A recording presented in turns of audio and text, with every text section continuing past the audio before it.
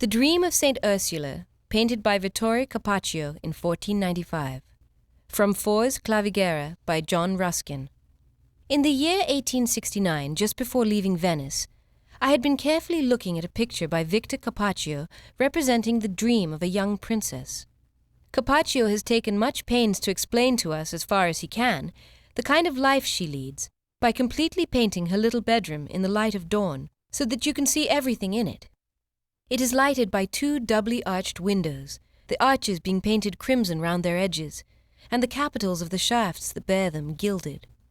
They are filled at the top with small round panes of glass, but beneath are open to the blue morning sky, with a low lattice across them, and in the one at the back of the room are set two beautiful white Greek vases with a plant in each, one having rich, dark and pointed green leaves, the other crimson flowers, but not of any species known to me, each at the end of a branch like a spray of heath. These flower pots stand on a shelf which runs all around the room and beneath the window, at about the height of the elbow, and serves to put things on anywhere. Beneath it, down to the floor, the walls are covered with green cloth, but above are bare and white. The second window is nearly opposite the bed, and in front of it is the princess's reading table, some 2 feet and a half square, covered by a red cloth with a white border and dainty fringe. And beside it, her seat, not at all like a reading chair in Oxford, but a very small 3-legged stool like a music stool, covered with crimson cloth. On the table are a book, set up at a slope fittest for reading, and an hourglass. Under the shelf near the table, so as to be easily reached by the outstretched arm, is a press full of books.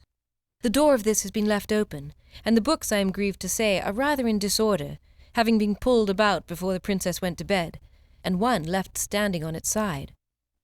Opposite this window, on the white wall, is a small shrine or picture.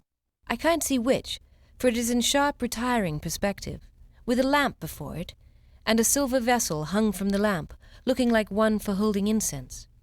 The bed is a broad four-poster, the posts being beautifully wrought golden or gilded rods, variously wreathed and branched, carrying a canopy of warm red.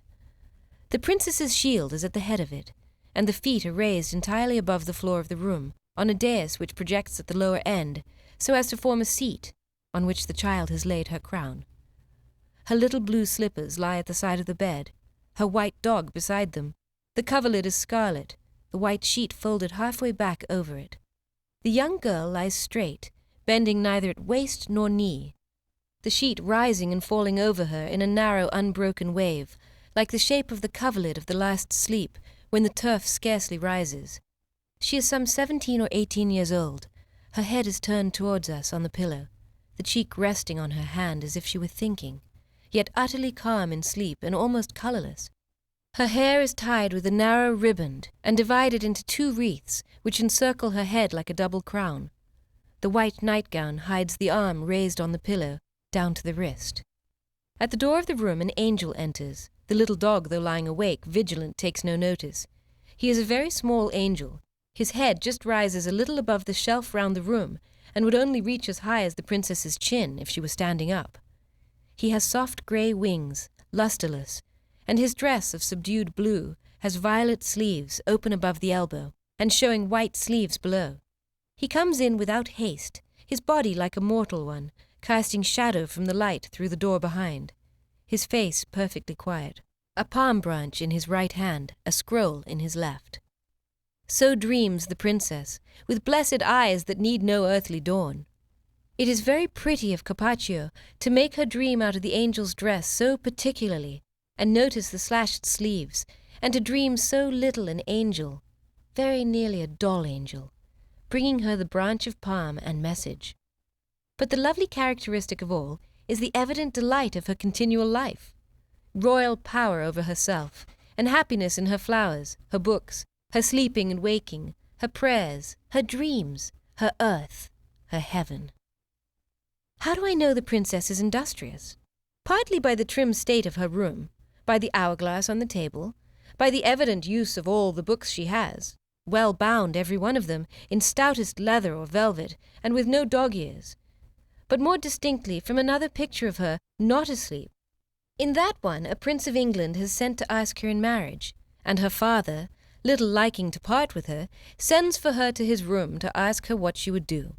He sits moody and sorrowful. She, standing before him in a plain, housewifely dress, talks quietly, going on with her needlework all the time. A workwoman, friends, she no less than a princess, and princess most in being so. In like manner is a picture by a Florentine, whose mind I would fain have you know somewhat as well as Carpaccio's, Sandro Botticelli. The girl who is to be the wife of Moses, when he first sees her at the desert well, has fruit in her left hand, but a distaff in her right. To do good work, whether you live or die, it is the entrance to all princedoms. And if not done, the day will come, and that, infallibly, when you must labor for evil instead of good.